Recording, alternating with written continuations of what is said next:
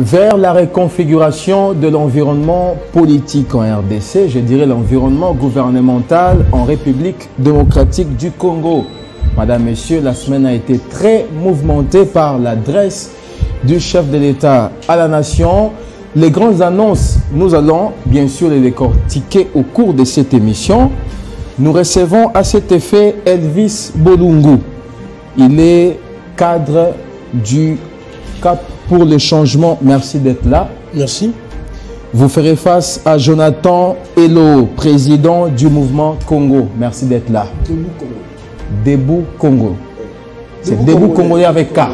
Ok, merci beaucoup pour cette précision. Nous commençons cette émission avec Elvis Bolungu, le chef de l'État. Ce qu'il faut retenir de son adresse, c'est qu'il compte reconfigurer l'environnement politique, l'environnement gouvernemental. Peut-on dire qu'aujourd'hui, le chef de l'État a tourné les dos à la coalition FCC-CACH? Merci pour la question. Tout d'abord, je voudrais vous dire merci pour l'invitation. Mais avant d'entrer du jeu, je voudrais ici rendre un hommage au président de la République pour le courage patriotique qu'il a eu de pouvoir aujourd'hui expliquer un certain nombre de choses avec beaucoup plus de clarté pour que le peuple congolais comprenne. Je ne sais pas exactement ce que vous voulez dire par tourner le dos. Aujourd'hui, le président de la République est le seul comptable devant le peuple congolais. Devant les souverains primaires que nous avons, le peuple congolais. Très bien. Et le peuple congolais avait confié la gouvernance de la chose publique au président de la République pour un mandat de 5 ans. La conséquence logique est que nous serons appelés en 2023 de rendre compte à ce peuple. Qu'avons-nous fait exactement pour sortir le peuple congolais de la disette grandissante? Il n'y a pas d'eau, il n'y a pas d'électricité. Le peuple croupit dans la misère. Jusqu'aujourd'hui même. Jusqu'aujourd'hui, je le dis. Tout à fait. Il était question pour le président de la République de faire une étude ou encore, si vous voulez bien, un bilan à mi-parcours. Il y a 2 ans, nous étions en 2018, nous sommes allés aux élections. Les élections ont produit les résultats que nous avons aujourd'hui. C'est que nous avons un président de la République qui a ce qu'on appelle la majorité présidentielle. Et nous avons une famille politique, autre celle du chef de l'État qui a la majorité parlementaire. La pratique voudrait que, ou encore le texte qui régente la gouvernance étatique, que nous appelons la Constitution, parce qu'il vous souviendra que la Constitution est le seul cadre légal qui détermine le mécanisme dans lequel on exerce le pouvoir politique. Très bien. Comment on acquiert le pouvoir, comment on exerce le pouvoir et comment on quitte le pouvoir. Tout ceci est expliqué ou organisé par la Constitution. Et donc, nous étions obligés de faire une coalition avec nos amis du FCC, nos adversaires d'hier, pour que nous puissions gouverner ensemble.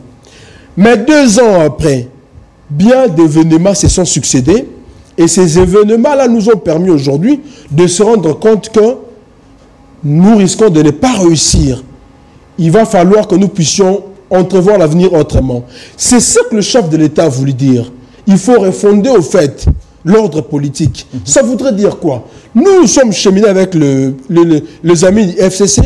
Aujourd'hui, nous nous rendons compte qu'il y a des gens, au jour le jour, qui veulent émietter, qui veulent que la vision du chef de l'État ne se matérialise pas, alors que, comme vous le savez, le président de la République, c'est le seul patron numéro 1 du pouvoir exécutif. Si bien que la tête de l'exécutif que nous avons est bicéphale.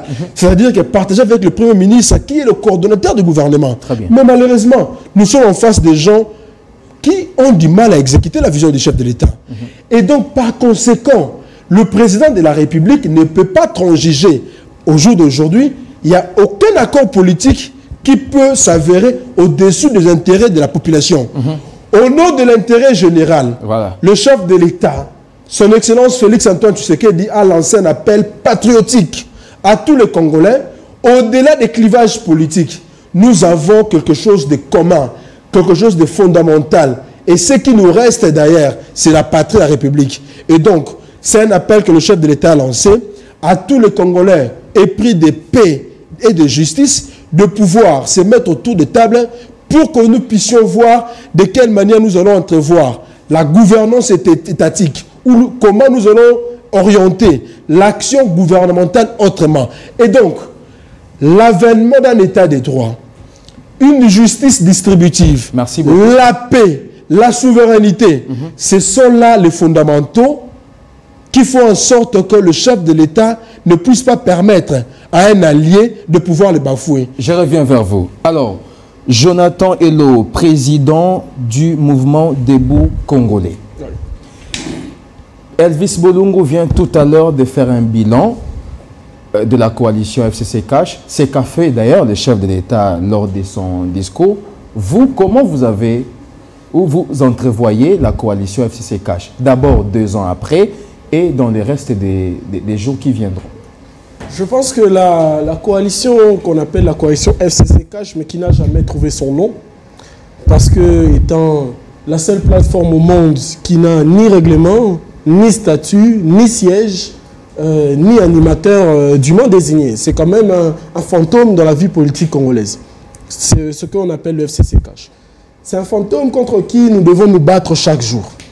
Lorsqu'il y a un problème, c'est toujours FCC Cash. On a même peine à entendre l'opposition dans ce pays. Et pourtant, ce n'est pas les problèmes de la société qui manquent. Le président de la République a fait son adresse. Je pense que les messages et la parole du chef de l'État devraient aujourd'hui retrouver sa sacralité dans le sens où nous devons arrêter tout le temps de mettre en doute et de mettre en cause ce que le président de la République dit ou signe. Par besoin d'élégance républicaine, je pense, nous devons atteindre ce niveau de républicanisme. Mais cela étant, moi je pense que j'aimerais reprendre une formule qui avait été utilisée il y a quelques années par mon co-débatteur ici présent. C'est que le président Tshisekedi, Félix Tshisekedi, devrait aujourd'hui commencer d'abord son propos. En tout cas, si j'étais son conseiller, je lui aurais dit de commencer d'abord par demander pardon au peuple congolais. Pardon? Oui. Parce que la coalition FCC Cash avait été dénoncée dès le départ, par bien des voix. Par bien des voix. C'était une coalition contre nature. C'était une coalition, c'était pas une coalition contre nature, mais c'était une coalition qui n'avait pas suivi les étapes nécessaires, qui n'était pas arrivée à maturation. C'est-à-dire, vous avez des mariés qui ne sont jamais passés par l'étape des funérailles, excusez-moi, des fiançailles. Voilà. C'est-à-dire, vous avez des gens qui se sont rencontrés le jeudi, le dimanche 30 décembre, ils se sont rencontrés, ils se sont dit bonjour, et quelque part au niveau du 10 janvier, ils se sont dit je t'aime, et le 26, ils se sont mariés. C'est quelle analyse, mais comment vous voulez qu'à partir de ce moment, quelque chose de bien sorte de cette union? Parce que depuis, je suis content d'entendre... Vous voulez comparer la création de cette coalition à un coup de foot? Mais parce que oui, c'était un coup de foot, c'était vraiment le mariage le plus surprenant de l'histoire de la République. On n'a même pas vu ça, même pas à l'époque du maréchal Mobutu. Ça prenait un temps. Il y avait au moins des 6 mois de négociations nocturnes pour arriver à tout. La conséquence, c'est quoi? C'est qu'un couple comme ça peine à avoir des enfants. Vous avez vu un gouvernement 9 mois après. Un record dans l'histoire de la République. Vous avez vu des entreprises publiques qui aujourd'hui continuent encore 2 ans après à fonctionner avec des intérims, avec les anciens animateurs. C'est un couple qui s'est marié très rapidement. Donc, on n'a même pas fait le test si on était compatible, si on était AS, AA. Non, on s'est dit, allons-y. Mais est-ce que Ibiza, aujourd'hui, Ibiza n'avait pas servi à cette période? Ibiza n'a pas... Ibiza, je ne pense pas que Ibiza ait mis en place FCC Cash. Ibiza, c'était pour PPRD, UDPS à l'époque. C'est un autre contexte. À l'époque, on parle de repousser les élections. Là, on parle de gérer un pays. Et le président de la République devrait d'abord, parce que tout ce qu'il a dit hier, c'était des impératifs qu'il fallait dès le départ. En tout cas, ce discours dit dès le départ, il fallait que ce soit dit. Monsieur, vous entrez, c'est moi le président, c'est moi qui décide. Une fois ce cadre établi, on peut maintenant commencer à parler d'autres choses. Nous, on a commencé par la fin. On a dit, on va discuter des ambassadeurs, on va discuter des entreprises, on va discuter, et des interminables discussions dans de très beaux hôtels, des gens qui n'ont pas la notion du temps, peuvent comme ça bloquer le pays pendant 9 mois. Sans gouvernement, on n'avait rien à dire. Et je pense que tout ce qu'il a dit, notamment, je crois qu'on va en parler tout à l'heure, le point sur l'union sacrée, c'était un point qui devait être... Parce qu'on sortait d'élections chaotiques. Ça avait été réclamé par beaucoup. Mais on a dit à tous les autres, vous êtes des jaloux, vous êtes des haineux, mais pourquoi lui se dit président élu? Je fais allusion notamment à Martin Fayoulou. Lui, c'est un président élu, mais pourquoi aujourd'hui il vient nous demander le dialogue? Non, il n'y a pas de dialogue. Les communicateurs du chef de l'État, c'était leur rhétorique pendant un long moment. C'est pas mon collaborateur qui va me contredire. Il nous disait ici, pas de dialogue. Les élections, et même il y en a les plus extrémistes dont Bolungu ne fait pas partie. Les extrémistes disaient à l'époque, les élections c'est en 2028. D'autres disaient, nous allons remettre le pouvoir à Jésus. Bref, nous avons été, depuis 2 ans, dans le besoin de ce que le président a dit hier. Donc vous imaginez tout le temps qu'on a perdu. Les Déborah, les Esdras, les Plamédi qui sont morts à Ituri avaient besoin de ça il y a 2 ans. Ils sont morts déjà aujourd'hui. Alors, est-ce qu'on peut conclure que finalement le président de la République s'est cassé les dents? Non, il ne s'est pas cassé les dents parce qu'il n'est jamais trop tard pour bien faire. Avec cette coalition. Je pense qu'il n'est jamais trop tard pour bien faire, mais il n'est jamais bon de s'arrêter en chemin. Puisque c'est la direction que le président prend, alors qu'il aille jusqu'au bout. Parce que très tôt, on va se retrouver dans un cul-de-sac. Lequel, c'est que nous avons une famille politique, le FCC, qui a aujourd'hui 350, 360 élus au Parlement. 340, disons, 340. 340 députés. Lorsqu'ils feront l'union sacrée, ça sera avec quelle majorité?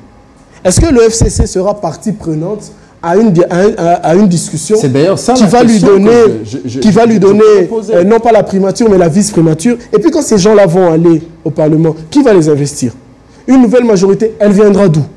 Nous savons très bien que le président Tshisekedi s'est engagé contre, par exemple, le vagabondage politique.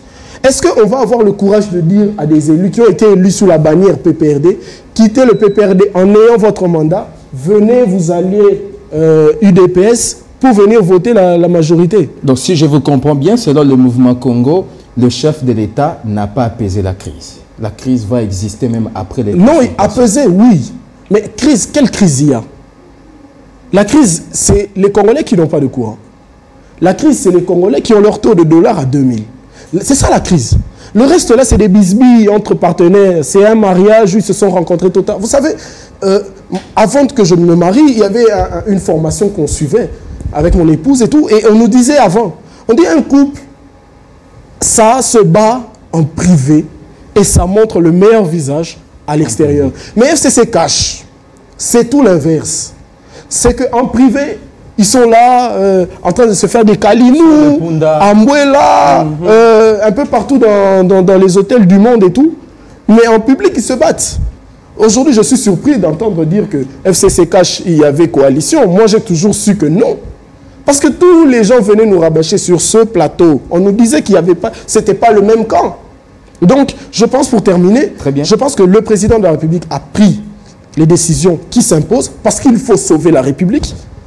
Et je pense que le président devrait, maintenant, à l'heure où nous sommes, avancer sur le même chemin.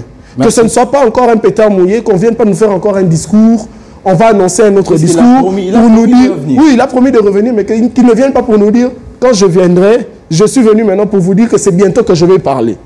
Parce que très vite, les gens n'ont pas eu de courant pour suivre le discours d'hier. Très vite, il y en a qui suivaient ça affamés. Très vite, il y a une taxe RAM qu'il faut payer maintenant. Vous en savez mieux que moi. Et tout ça, ça fait partie de la vraie crise que les Congolais attendent qu'elle soit résolue. Très bien. D'ailleurs, je salue ici l'initiative des fistons Ilangi Ndeke qui a promis à son niveau aussi de créer l'Union sacrée congolaise pour l'eau et l'électricité. Alors, Elvis Bolungu, je reviens vers vous. L'Union